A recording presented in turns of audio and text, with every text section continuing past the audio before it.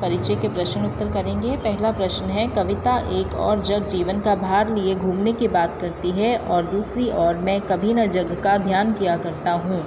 विपरीत से लगते इन कथनों का क्या आशय है, अर्थात इसका क्या मतलब है, क्योंकि कवि ने दोनों ही जो कथन इसमें लिए हैं वो एक दूसरे के विपरीत हैं। तो आप उत्तर में लिखेंगे कि कवि ने इस कविता में एक और जग जीवन का भार लिए फिरता हूँ कहकर दर्शाया है कि सामाजिक प्राणी होने के नाते उसे समाज के साथ चलना होगा।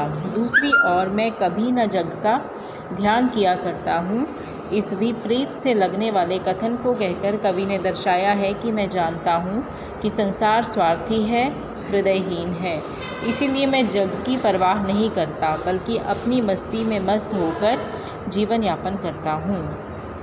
अभिप्राय ये है कहने का कि क्योंकि मनुष्य एक सामाजिक प्राणी है, इसीलिए उसे ना चाहते हुए भी कई बार समाज के सारे फैसले जो है वो मानने पड़ते हैं, और दूसरी तरफ वो अपनी ज़िंदगी को अपने तरीके से जीने के लिए स्वतंत्र है। इसीलिए कवि ने ये कथन भी कहा है कि मैं कभी न जग का ध्यान किया करता हूँ।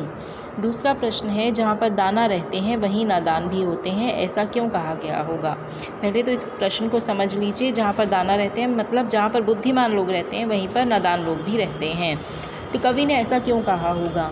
जहाँ पर दाना रहते हैं वहीं नादान भी होते हैं, कवि ने ऐसा इसलिए कहा होगा क्योंकि इस नश्वर संसार में भांति भांति के जीव जंतु और पदार्थ हैं।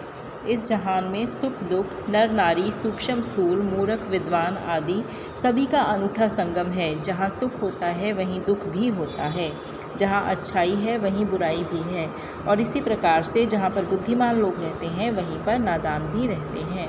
ये दोनों ही प्रश्न जो हैं इनके उत्तर आप अपनी नोटबुक में लिखेंगे। Thank you.